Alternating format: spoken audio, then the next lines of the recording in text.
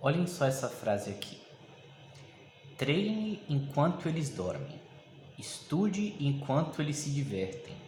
Persista enquanto eles descansam.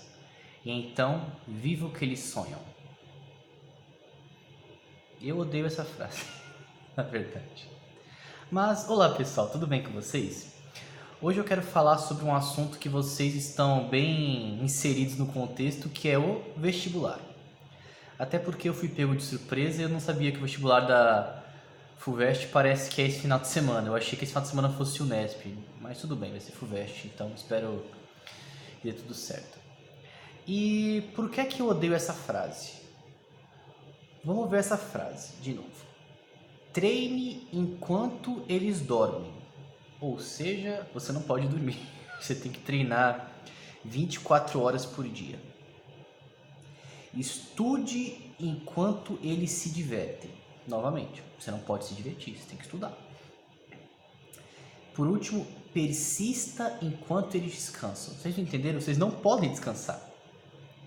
Então essa frase que o pessoal compartilhava várias vezes no meu ano de vestibular, é uma frase que fala o seguinte: seja um robô, não tenha nenhuma vida, né?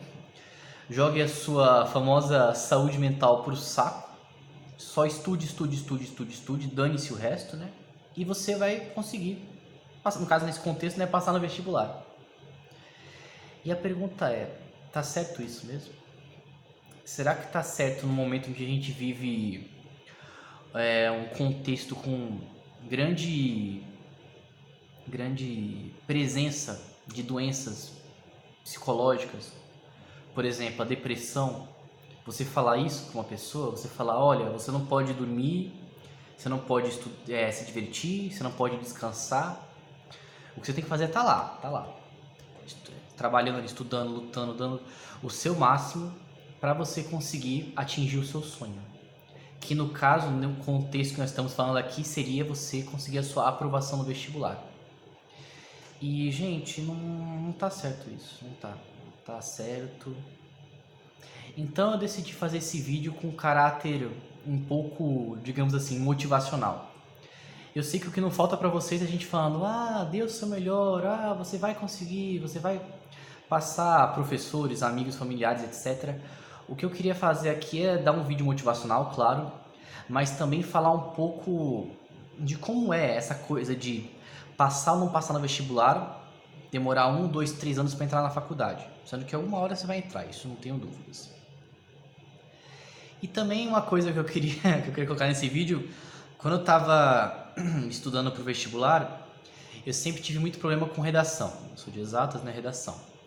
E engraçado é que é redação da FUVEST, porque da Unesp eu consegui tirar uma nota máxima, mas da FUVEST eles não gostavam de mim. E na Unesp, como não tem engenharia da computação, nota máxima lá não adiantava muito para mim. Então, e aí quando eu estava estudando redação, tinha umas videoaulas de um professor na internet que ele sempre acabava assim: você vai conseguir. Eu acredito em você. E sabe, aquelas palavras que ele falava mexiam aqui dentro, sabe? Eu me sentia realmente mais confiante. Então eu queria tentar transmitir um pouquinho de confiança e de, sei lá, motivação para vocês nesse vídeo de hoje. Então eu fiz uma colinha para não perder nenhum assunto. Vamos ver o que tem na minha colinha aqui. Isso daqui é importante. Gente, existe uma eterna discussão que é o seguinte: o vestibular é a prova mais difícil da vida de vocês? Olha, alguns dizem que sim, outros dizem que não. Eu sou do grupo que fala sim. Mas vamos primeiro ver o porquê que o pessoal fala não. Olha, na faculdade vocês vão ter, por exemplo, cálculo 3, que é uma matéria muito difícil. Se vocês forem fazer engenharia da computação, claro. E cálculo 3 tem umas integrais, tem umas figuras tridimensionais, 4 dimensões, que você não enxerga nada, sabe? É muito confusa essa matéria. Então o pessoal fala, olha, cálculo 3 é mais difícil que o vestibular, porque o assunto é muito mais absurdo. Realmente, o assunto é mais absurdo. Porém, o vestibular, o que é que o torna a prova mais difícil da vida de vocês? É a carga psicológica. Cálculo 3, por exemplo, tem 3 provas. Se você for mal na primeira, você pode ir bem na segunda. Se você for mal na segunda também, você pode ir muito bem na terceira. E se for mal nas 3, tem recuperação. E se for mal na recuperação, tudo bem. Você vai fazer uma matéria de dependência ano que vem. Uma matéria só. Vestibular não. Se você for mal no vestibular, é um ano, né? Um ano estudando para fazer a prova no que vem. Ou seja, você está meio que empacado por um ano. Enquanto para cálculo 3 isso não vale. Isso que eu falei para cálculo 3 vale para qualquer matéria difícil de qualquer área do conhecimento. Por exemplo, o pessoal de biológicas tem dificuldade em bioquímica, tudo bem, mas vale as mesmas observações que eu falei para cálculo 3. Então, o vestibular é sim a prova mais difícil da vida de vocês. Mais que qualquer matéria da graduação, mais que entrevista de emprego, mais que prova da pós. Tudo porque tem uma grande carga psicológica que, infelizmente, nós temos que passar para ingressar na faculdade pública de qualidade. Outro ponto.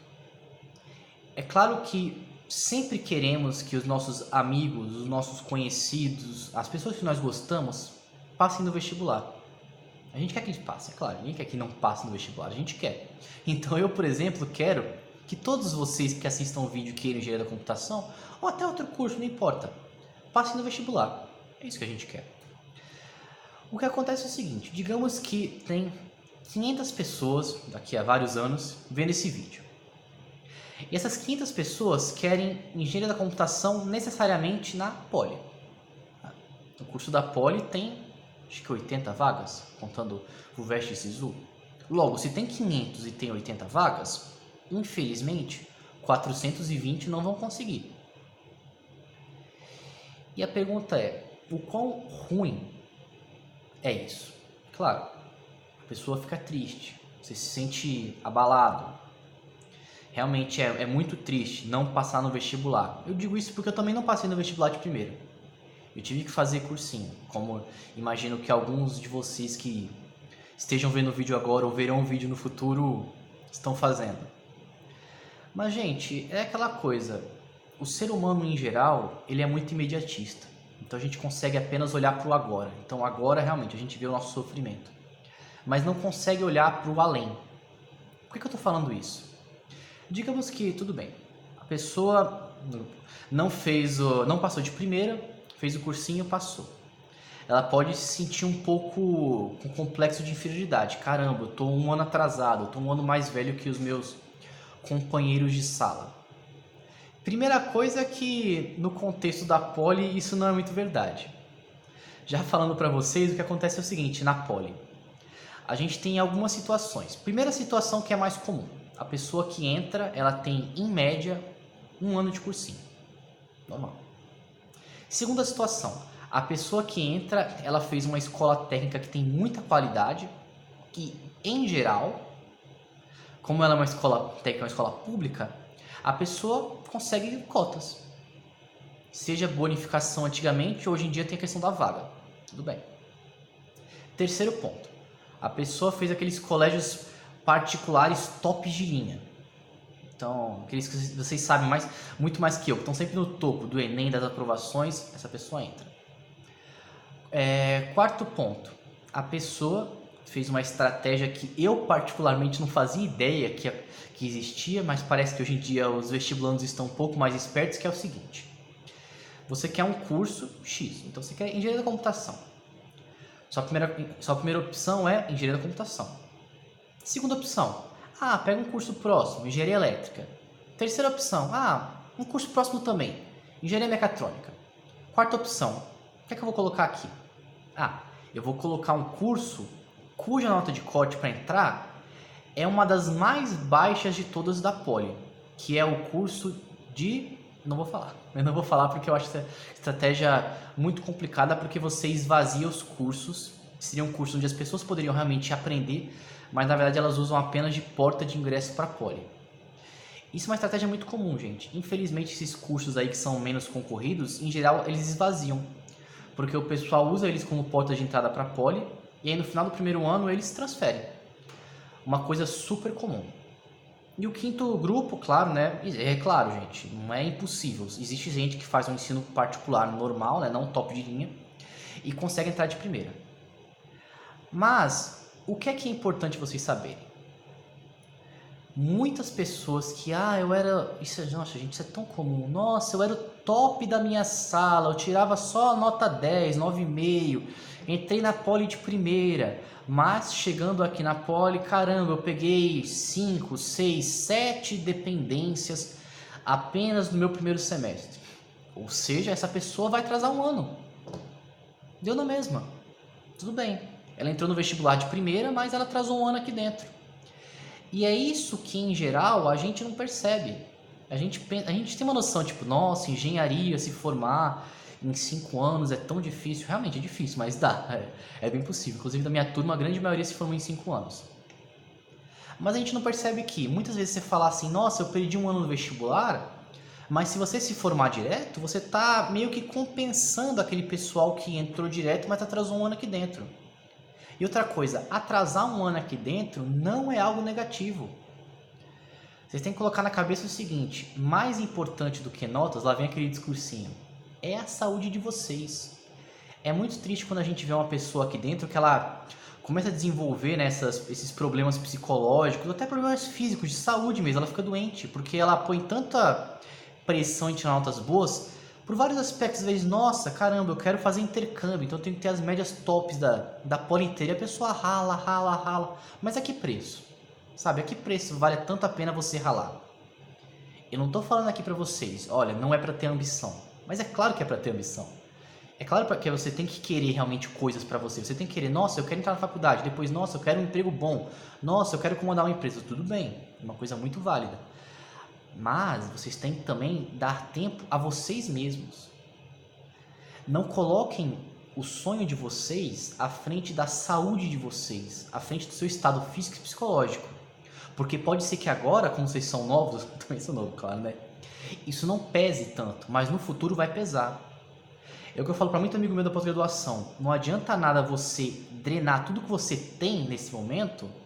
Ah, você vai trabalhar 80 horas por semana. Tudo bem, mas a que preço? Você sabe como você vai estar no futuro por causa disso? Não sabe. Ninguém sabe como vai ser o futuro. Então isso de nós sermos imediatistas é uma coisa muito complicada, sabe? Então, não se preocupem tanto com isso de, não passei agora. É claro, gente, eu não tô falando para não ficarem tristes. Não tem problema de ficar triste. Não tem problema de botar para fora, de chorar. É uma coisa normal. Mas assim, a vida continua. E não é porque vocês não entrarão direto, que vocês são pessoas piores do que quem entrou direto. Vocês têm que dar o valor a vocês mesmos. E é claro, se entrar direto, meus parabéns, fico muito feliz. E espero ver vocês ano que vem. Até porque eu costumo dar a primeira aula de introdução em direito da computação, que é uma matéria do primeiro semestre, eu costumo aparecer lá, fazer um oi com a galera. Eu gosto bastante de conhecer os alunos novos que entram. A gente tem um trabalho muito legal, né? Como eu falei há uns vídeos atrás. Então, eu espero ver vocês ano que vem. Desejo que vocês tenham um ótimo vestibular, deem o seu melhor e lembrem-se, vocês são muito mais importantes que esse vestibular. E qualquer coisa que aconteça, o pior que aconteça, a vida continua e em algum momento vocês vão entrar na faculdade. Não desistam dos seus sonhos por causa disso. Tá bom? Um ótimo dia para vocês.